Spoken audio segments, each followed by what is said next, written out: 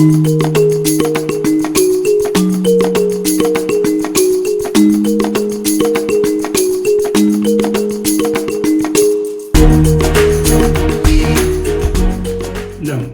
mtazamaji wetu wa Gumzo kwenye wasaa wetu wa Gumzo, nami Mohamed Hassani. Baada ya pumziko wa kipindi kirefu kidogo, turudi tena sasa kwenye wasaa wetu huu, na nakushukuru sana kuungana nasi hapa. Hivi sasa mada kubwa kabisa ambayo inatawala katika eneo letu na kusudia hasa Zanzibar na Jamhuri ya Muungano wa Tanzania kwa ujumla ni hatua ya chama cha ACT Wazalendo kukubali kuingia kwenye serikali ya umoja wa kitaifa visiwani Zanzibar, licha ya yote ambayo kinalalamikia katika uchaguzi wa Oktoba 2020 ambao ndio uliozaa serikali iliyopo madarakani. Kuna mengi ambayo yanazungumzwa, na kwenye gumzo letu leo hii tunamwalika hapa Bwana Awadh Ali Said, aliyewahi kuwa rais wa chama cha wanasheria cha Zanzibar na ambaye mpaka sasa ni wakili katika Mahakama Kuu ya Zanzibar. Karibu sana Bwana Awadh. Alaikum salam wa rahmatullahi wa barakatuh. Asante sana Sheikh Mohamed, nashukuru kupata fursa ya kushiriki katika kipindi hichi pia. Asante sana. Naam, kama ambavyo tumesema Bwana Awadh kwamba kwenye gumzo letu hasa tutazungumzia kuhusu hili swala la uamuzi wa chama cha ACT Wazalendo kuingia kwenye serikali ya umoja wa kitaifa, pamoja na mambo ambayo yanazungumziwa dhidi au kwa ajili ya uamuzi huu. Maana usije kusema yale ambayo yanaunga mkono, yale ambayo yanapingana na uamuzi huu. Na leo tuzungumzie hasa kile ambacho kinaonekana kama ni mtafaruku kidogo uliopo katika kambi ya upinzani nchini Tanzania, na hapa nakusudia pande zote mbili za muungano, upande wa Tanganyika ama Tanzania bara na upande wa Zanzibar, ambapo kwa upande wa Tanganyika chama kikuu cha upinzani Chadema, bila shaka si kupitia kauli rasmi ya baraza ya chama hicho, lakini kupitia baadhi ya viongozi wakuu wake pamoja na wafuasi wao mitandaoni wanaounga mkono harakati kwa wengine ambao wanaunga mkono Chadema, wanaonekana wa kiasi kubwa sana kulipinga jambo hili, na bila shaka upo pia sehemu fulani ya upinzani huko nyumbani uliko Zanzibar ndani ya chama chenyewe cha ACT Wazalendo.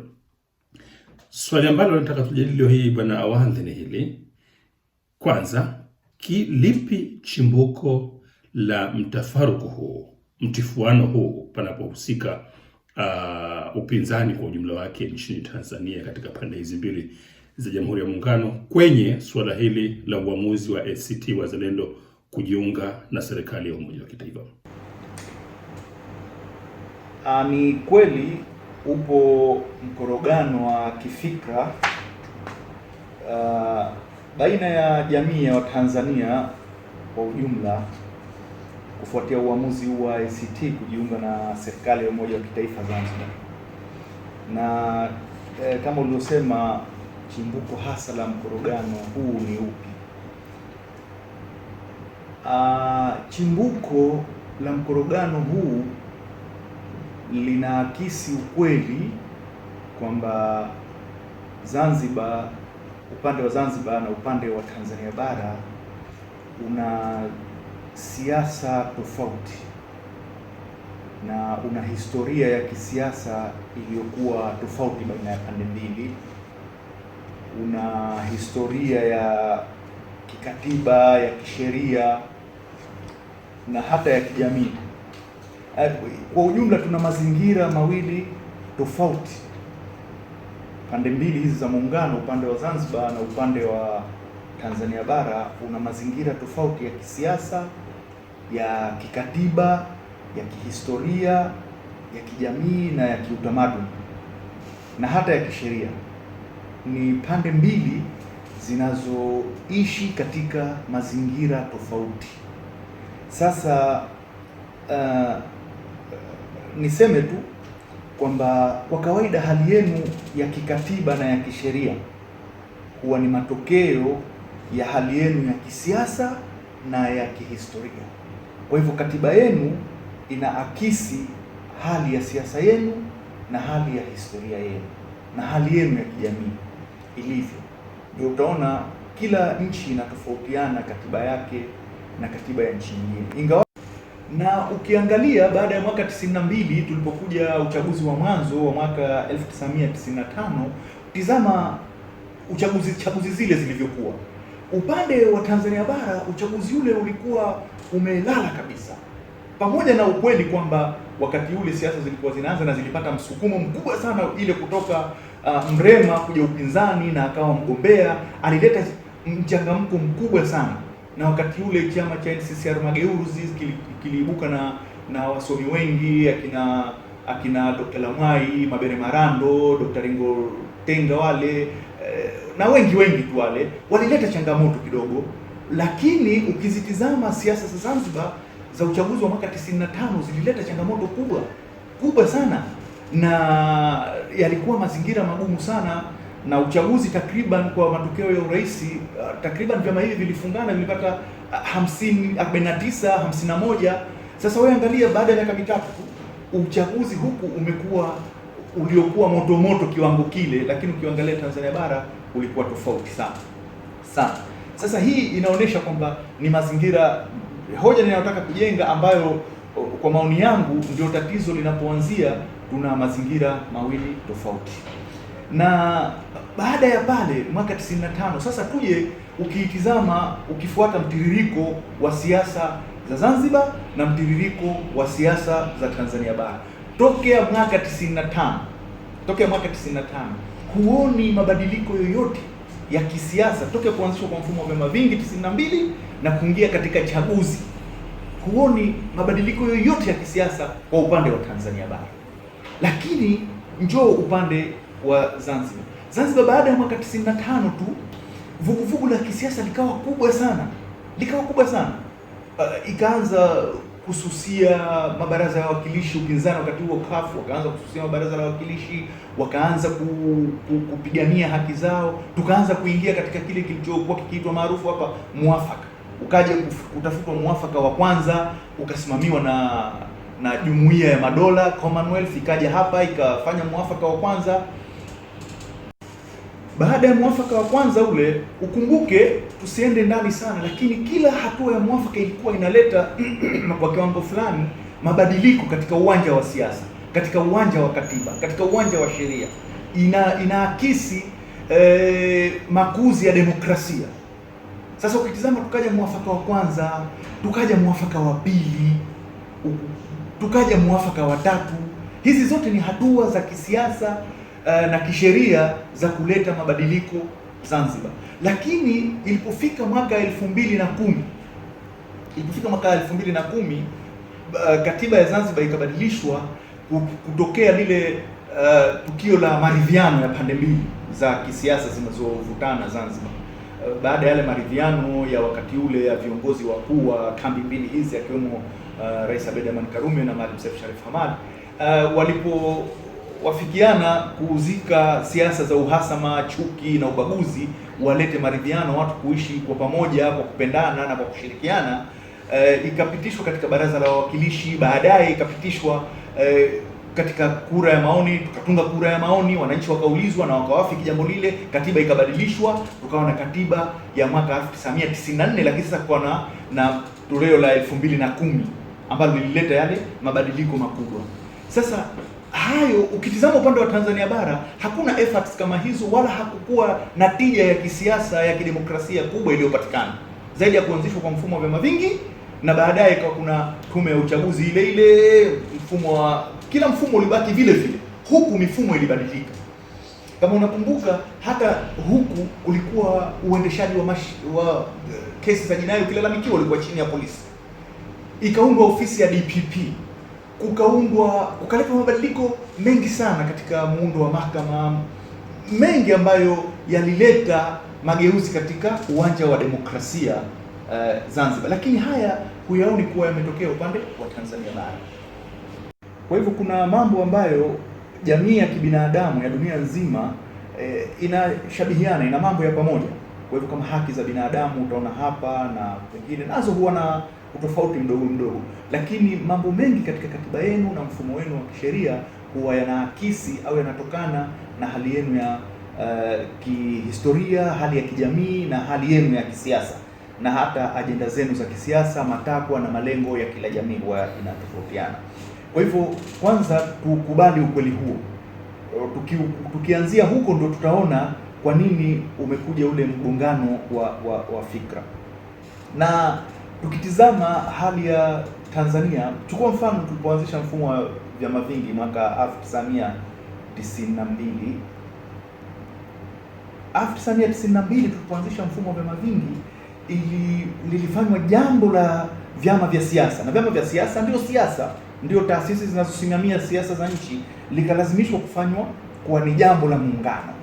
Na hapo wachambuzi wengi walianza kutoa mawazo yao kwamba pamoja na umuhimu wa kwamba tuweke mambo kimuungano kwa kudumisha muungano, yawe mambo ya kitaifa, lakini siasa, kila upande unakuwa na siasa zake, hoja zake, misingi yake, historia zao, malengo yao, matakwa yao. Kwa hivyo ni vigumu kulazimisha, lakini katiba ililazimisha. Kwa hivyo utaona haya ni matokeo saizi, hata ukiyatizama kihistoria ni matokeo yale ya historia tulioanza 92, tukalazimisha kuwa siasa liwe ni jambo la muungano, na usajili wa vyama vya siasa ni jambo la muungano, na msajili anateuliwa na serikali ya Jamhuri ya Muungano. Lakini hata vyama vyenyewe, muundo wao na utendaji wao utaviona kwamba vinachukua sura mbili tofauti, kwa sababu ile niliyosema kwamba hizi ni sehemu mbili tofauti, zina background ya kisiasa, ya kijamii na ya kisheria zikiwa tofauti. Kwa hivyo hata unapolazimisha kisheria, lakini unaona ukakasi upo, na utaona vyama vyenyewe hivi vimejiunda na vinaendesha shughuli zao zikiwa ni pande mbili. Vyama utakiona hata hicho system, kuna system halmashauri kuu ya Tanzania, alafu sehemu maalum ya Zanzibar. Mbali na tofauti bwana Awadhi zilizopo za kihistoria na kisiasa baina ya pande hizi mbili za muungano, Tanganyika ama Tanzania bara na Zanzibar, ambazo unasema kwamba ni katika chimbuko ama sababu za kutofautiana kimawazo, kifikra kwenye suala hili la ACT Wazalendo kujiunga na serikali ya umoja wa kitaifa visiwani Zanzibar. Vipi kuhusu mjengeko wa kikatiba, eneo lako hili la kitaaluma, mambo suala ya sheria, vipi kuhusu mjengeko wa kikatiba baina ya pande hizi mbili? Sasa mazingira yetu ya wakati huu ambao huu unaozungumzwa wa mwaka 2020 ambayo imeleta sintofahamu kidogo kwa pande mbili hizi, na mimi napenda tuseme kuna pande mbili. Kuna wale ambao humu ndani ya Zanzibar, kuna wengine ambao bado wanaona suala hili la upinzani, chama cha ACT Wazalendo kuingia katika serikali ya umoja wa kitaifa hawajaridhika nalo, na kuna wale ambao wameridhika nalo ndani ya Zanzibar. Lakini vile vile hoja ulioizungumza ni kwamba pande mbili za wapinzani baina ya upande wa Zanzibar na upande wa Tanzania bara, nao kama kumetokea mgawiko. Upande wa Tanzania bara wa upinzani, na hususan upinzani wa kule sasa ni unaongoza ni wa chama cha Chadema, na huku hao kidogo wameonekana kwamba kila mmoja amechukua upande wake, na kila mmoja kuna ule mkorogano wa kifikra baina yao. Sasa tuache huu wa ndani ya Zanzibar baina ya pande mbili ambazo nazo ziko kwenye kiwango cha kutokukubaliana sana. Uchukue huu wa Zanzibar na ule wa upande kama ulivyotaka wa upande wa Tanzania bara, muungano wa wapinzani wa pande mbili za Jamhuri ya Muungano. Kinachoongoza Zanzibar hivi sasa ni katiba ya Zanzibar ya mwaka 1984 toleo la 2010. Sasa tizama yaliyomo ndani ya katiba ile, halafu uone ni kwa kiwango gani hali ya Tanzania bara wako katika hali gani, halafu useme kwamba katika mazingira haya wako kwa mazingira sawa ya kikatiba, ya kisiasa, ya kisheria, kiasi ambacho uamuzi wa huku unatakiwa vile vile uendane na uamuzi wa kule, wawe na maamuzi pamoja. Hilo jambo haliwezekani kwa sababu katiba hizi, sheria na siasa ziko tofauti. Mfano, angalia katiba ya Zanzibar. Katiba ya Zanzibar inasema kwamba mkienda kwenye uchaguzi, kwa sababu mjue jambo ambalo lina activate katiba baada ya miaka mitano linaipa uhai katiba kwa mujibu wa mifumo yetu ni uchaguzi. Tuna rais kwa katiba atapatikana kwa uchaguzi. Tuna makamu wa kwanza atapatikana kwa uchaguzi, makamu wa pili vivyo hivyo, na mawaziri na serikali zote na serikali kama. Uchaguzi ndio unao activate ile katiba hasa. Sasa kwa upande wa Zanzibar, katiba ya Zanzibar ya mwaka 1988 inasema atakayeshinda uchaguzi. Na hapa nataka tuzungumze kuhusu, tusiingie katika undani wa kwamba uchaguzi huru na wa haki, hilo ni swala jingine, lakini ni kwamba alioongoza baada ya uchaguzi, alioongoza ndio anakuwa rais.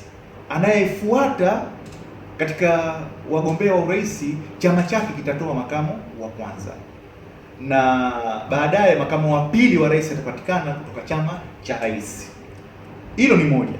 Sasa na hilo ni kwamba imewekwa threshold, imewekwa kiwango kwamba, lakini huyo makamu wa kwanza atapatikana kutoka chama kilichoshika nafasi ya pili, lakini awe amevuka asilimia angalau 10 ya kura, kwa sababu ya kuonesha kwamba na yeye anayo ile uhalali wa kisiasa wa kukubalika na wananchi. Hii ni sauti ya wananchi, huwezi kuidharau, ipate angalau asilimia 10. Sasa hiyo ni hali ya Zanzibar. Kwa upande wa Tanzania bara hakuna kabisa, hakuna hata suala la serikali ya umoja wa kitaifa. Huku katiba yetu inatupa serikali ya umoja wa kitaifa ambayo itapatikana kwa nafasi 3 za juu, zitapatikana hivyo. Baadaye ukiunda cabinet, ile cabinet itagawiwa kwa mujibu wa viti ambavyo, uwiano wa viti ambavyo vyama vimeshinda katika uchaguzi mkuu kule majimboni. Kwa hivyo, kwa mfano, ukiunda wizara 10 za serikali, na huku kwenye uchaguzi wa majimbo huyu alipata majimbo, sisi Zanzibar kuna majimbo 50, kama huyu amepata majimbo 25 na huyu 25, ina maana zile wizara 10 mtagawana kila mmoja wizara 5. Na pia mbali na kugawana zile baada ya urais, makamu wa kwanza na makamu wa pili alivyopatikana, na kugawana viti vya baraza la mawaziri cabinet, pia kuna nafasi 10 za uteuzi wa wajumbe wa baraza la wawakilishi unaofanywa na rais. Katiba inamtaka angalau wawili ateue kutoka vyama vya upinzani. Hii hakuna katika katiba ya Jamhuri ya Muungano ambayo ndio inaongoza pia mambo ya Tanzania bara. Hata ukiangalia upatikanaji wa viti maalum vya wanawake, katiba ya Zanzibar inatoa nafasi ya viti uwiano asilimia 40. Viti ulivyoshinda majimboni, kama umeshinda viti 20, basi utapewa asilimia 40 ya hiyo 20 upeleke wajumbe maalum wanawake waingie katika baraza la wawakilishi. Sasa haya ni mambo hayapo katika katiba ya Tanzania bara. Hata muundo wetu wa tume ya uchaguzi ya Zanzibar, tume ya uchaguzi ya Zanzibar ina wajumbe 7, lakini wajumbe hao 7 wanapatikana vipi? Wajumbe 2 watatoka upinzani, wajumbe 2 watatoka chama tawala, na mjumbe mmoja atakuwa ni jaji wa mahakama kuu. Hao ni 5, na mjumbe mmoja atakuwa ni mwenyekiti na mtu ambaye ameteuliwa kwa mujibu wa kuonekana kwamba anafaa kutimiza ule mtu wa 7. Hoja nini? Hoja ni kwamba ni bahati mbaya sana kwamba bado katika teuzi hizi, kwa sababu hawa 2 walitegemewa 4 wawe ni watu wa vyama, 2 kutoka upinzani, 2 chama tawala, mmoja ni jaji, ambaye jaji kwa kawaida kisheria na kikatiba hatakiwa awe na mrengo wa siasa, na hao mwenyekiti naye ilitegemewa achaguliwe mtu ambaye ni huru, na huyu mmoja awe ni mtu huru. Sasa ukiwatizama hawa 3 wanakuwa ni watu huru na mirengo ya kisiasa, 2 na 2, yani 4, 2 kutoka upinzani, 2 kutoka chama tawala, hawa wana mirengo ya kisiasa, lakini ni 4. Sasa hata 2 wakitaka kufuata mrengo wao wa kisiasa, hawa wanawazidiwa na hawa 3 ambao hawana mirengo ya kisiasa, na hawa 2 wengine pia wanazidiwa na hawa 3. Ni bahati mbaya kwamba hata huo uteuzi katika utekelezaji wa ile kifungu tunateua bado watu ambao ni makada wa vyama. Mwenyekiti wanaonekana ni kada, na wale wengine yule mwingine anaonekana ni kada. Kwa hivyo nasema balance iliyokusudiwa kikatiba imeondoka kutokana na zile dhamira kutokuwepo za kutaka kuweka tume iliyokuwa huru ambayo itafanya wajibu wake. Zile dhamira bado zinaonekana tuna tatizo hapo, lakini mfumo wa katiba ulitengenezwa kwa hikma kubwa kwamba wajumbe wawili na wajumbe wawili watatoka kwenye mirengo ya kisiasa, wajumbe watatu watakuwa huru. Sasa hawa watatu wakiwa huru wanawazidi wawili hawa. Sasa ukitizama Tume ya Taifa ya Uchaguzi Tanzania Bara, wajumbe 6 wote wanachaguliwa na rais, wote wanachaguliwa na ambaye ni mwenyekiti wa chama, ambaye yeye mwenyewe ni mgombea, ambaye yeye mwenyewe chama chake kina wagombea wa madiwani, wabunge, na yeye ndo anachagua referee. Kwa hivyo utaona angalau hii ya Zanzibar tume yake unaweza ukaisema japo katika inaweza ikawa ni tume huru endapo uteuzi utafanyika kwa insafu na bila khiana, lakini angalau muundo wake kama sio huru, lakini angalau ni shirikishi. Ile kule sio huru wala sio shirikishi. Sisi ukitizama Zanzibar, hata ile chombo kinachoteua majaji, Judicial Service Commission, wanaita tume ya utumishi ya mahakama, pamoja na wajumbe wote, lakini katiba yetu imetaka mjumbe mmoja wale atoke kutoka katika mawakili binafsi, kwa sababu ya kutia ushiriki wa sekta ambayo inahusika na utawala wa sheria, lakini sio ya kiserikali. Mpaka hapa tumeshazungumzia kwa hivyo sababu tatu pande tatu za chimbuko la mtafaruku wa kifikra ambao upo hivi sasa kwenye suala hili ambalo tunalizungumzia kwenye gumzo hivi leo, ambazo ni tofauti za kisiasa, tofauti za kihistoria, na pia mijengeko ya katiba katika pande hizi mbili za muungano. Lakini swali hasa ambalo limezua utata ambao tunao mbele yetu hivi sasa ni uchaguzi ambao umefanyika Oktoba 2020 baina ya 27 na tarehe 28 visiwani Zanzibar na tarehe 28 kwa jumla ya uchaguzi wa Jamhuri ya Muungano wa Tanzania. Ni uchaguzi na matokeo ya uchaguzi ambayo yametokea. Hapa ndipo nadhani ndio imesababisha kuibua mambo haya tunazungumzia hapa. Nini mchango wa matokeo haya kwenye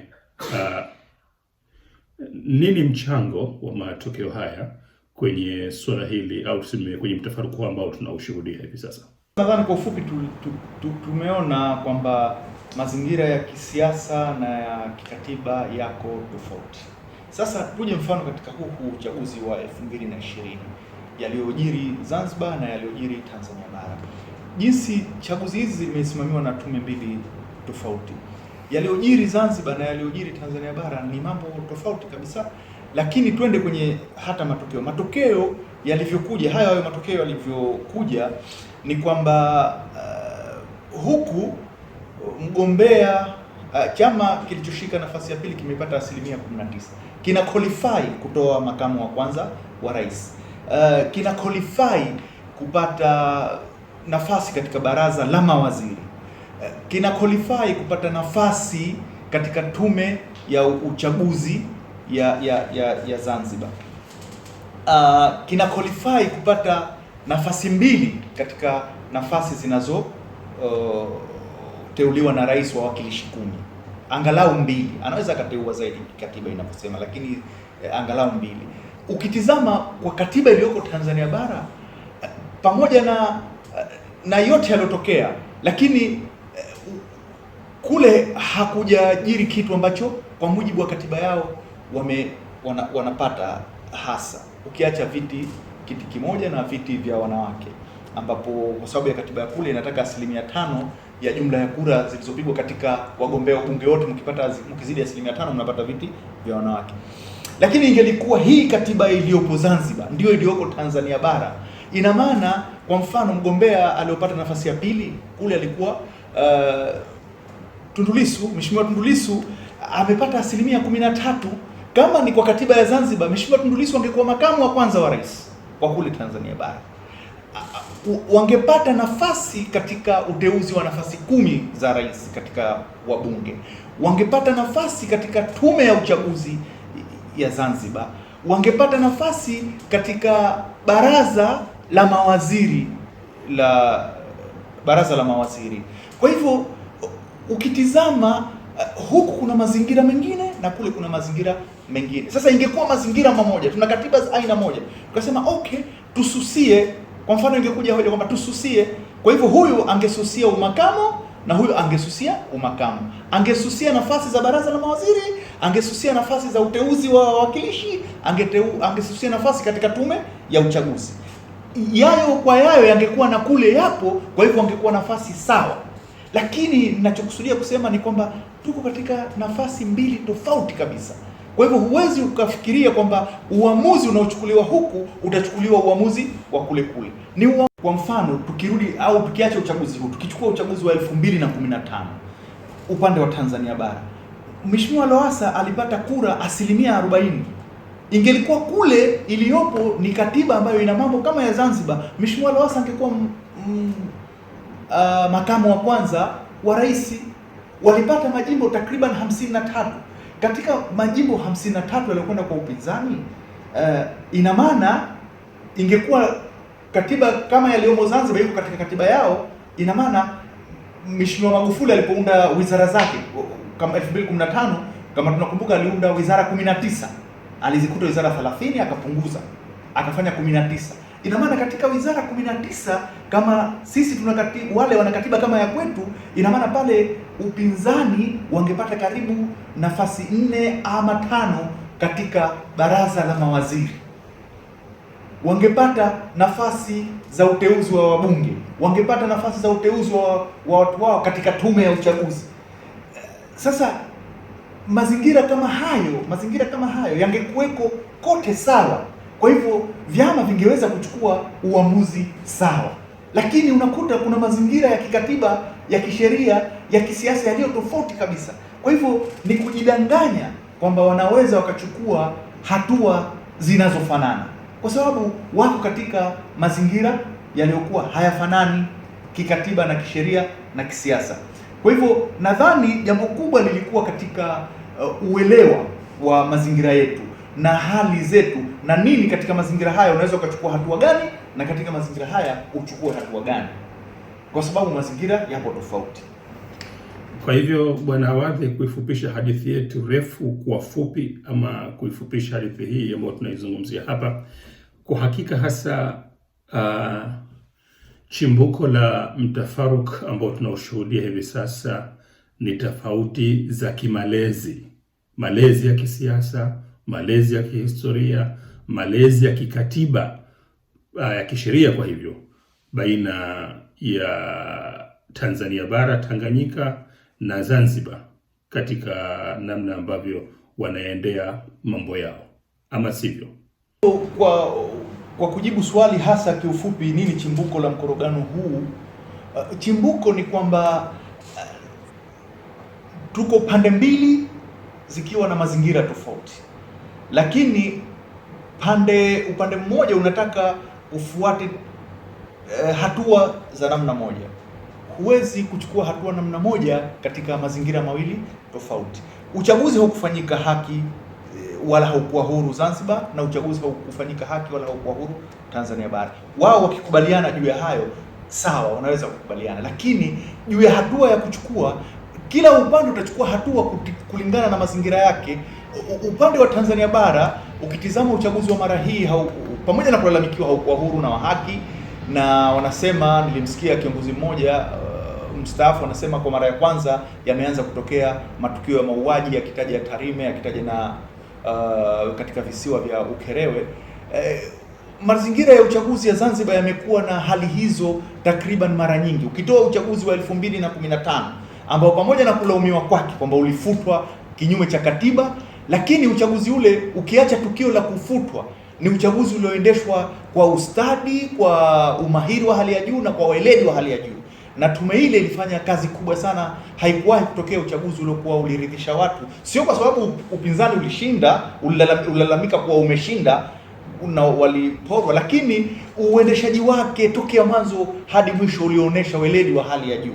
Kitendo cha kufutwa ni kitendo ambacho kilitia dosari uchaguzi wote ule, haikataliki, lakini uendeshaji wa uchaguzi uliendeshwa professional kabisa, tofauti na chaguzi nyinginezo, hususan wa mara hii ambao tokea mwanzo hadi mwisho hapa Zanzibar ulionekana na kasoro, na ulikuwa ni uchaguzi ulikuwa usimamizi wake ulikuwa haukuridhisha kabisa.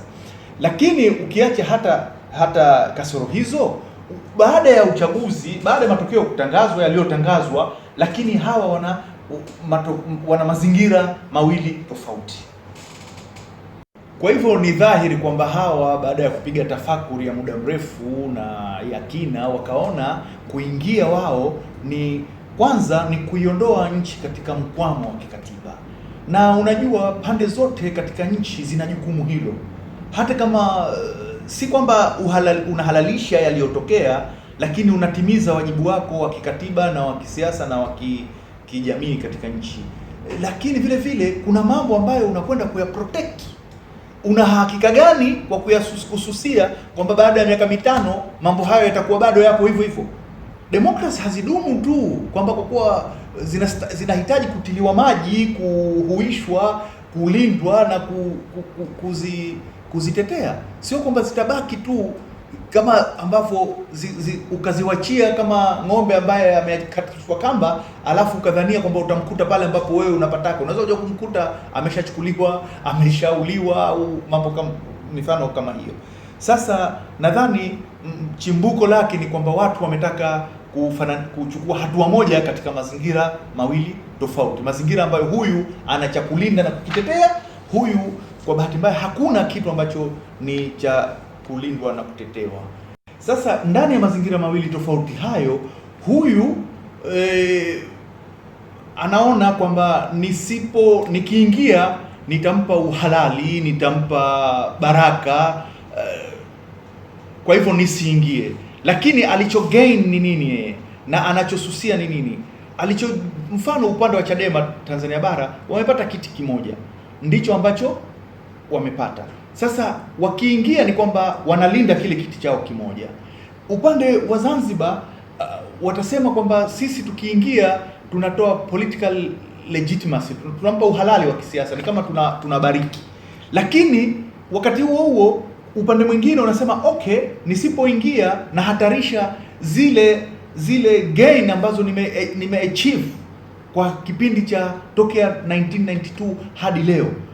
Upande wa upinzani Zanzibar wana political gains walizo achieve ambazo wanastahiki kuziprotect. Wana serikali ya umoja wa kitaifa, wana makamu wa kwanza wa rais, wana nafasi katika baraza la mawaziri, wana nafasi katika baraza la wawakilishi hizo walizopata, na wana nafasi za uteuzi kupitia uteuzi wa rais, wana nafasi zao katika kupeleka wajumbe katika tume ya uchaguzi. Kwa hivyo hizi unaziprotect, na watu wakumbuke ulichokipata unahitaji kukilinda, ili pengine utajenga demokrasi zaidi kupitia hivyo ambavyo saa hizi unavyo. Je, ukivikataa vyote ukaviwacha, unapata tija gani maana yake ya kisiasa? Na unajua siasa ni suala la maslahi zaidi, kwamba kuna maslahi ya kisiasa yatapatikana katika ujenzi wa demokrasia au nitakuwa na vuruga zaidi.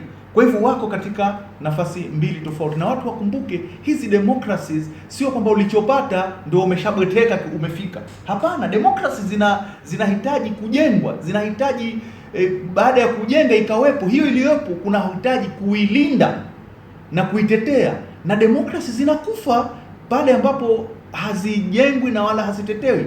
Na miaka ya karibuni hii inaonyesha, na hata vitabu ukisoma vinatungwa kwamba demokrasi inakufa kupitia wale ambao walikuja kwa njia za demokrasi. Naam, sasa ni ipi athari ya mtafaruku huu kwenye siasa za upinzani nchini Tanzania kwa ujumla wake? Maana tunafahamu kwamba ndani ya miaka hii michache tangu kuanzishwa tena kwa vyama vingi, kumekuwa na majaribio kadhaa ya pande hizi mbili au pande kadhaa za upinzani, vyama kadhaa vya upinzani kuungana kwa ajili ya lengo la kukishinda chama tawala na kwa hivyo kuingia madarakani wao wapinzani. Nini athari za hiki ambacho tunakishuhudia sasa katika majukwaa ya mitandao ya kijamii na hata katika vikao vya kawaida au katika mazungumzo ya kawaida ya wanasiasa wa pande hizi mbili za muungano? Kuhusu swali la tofauti ya kimawazo ina athari gani kwa muungano wa wanasiasa, ni kweli ina athari, kwa sababu wanaweza kuwa na mitazamo miwili tofauti. Kwa hivyo ikawa kuna ile polarization ikawa kama imejenga kambi, na hizi ni kambi ambazo za kisiasa zinatakiwa ziwe kitu kimoja. Kwa hivyo athari hii inaweza kuwepo, na ni athari ambayo inalazimisha kufanyiwa kazi, na kufanyiwa kazi kwake kukubwa ni kujenga uelewa na kukubali kuwepo kwa mazingira mawili tofauti ya kikatiba, ya kisiasa na ya kisheria. Na ukijenga uelewa na ukitambua ukweli, basi nadhani wanaweza wakarudi katika kujenga umoja wa upinzani, kwa sababu umoja wa upinzani ni kilio kikubwa cha wananchi katika siasa za Tanzania. Upinzani uliogawanyika, ulio vipande hauwezi kuwa na nguvu kubwa ya kisiasa.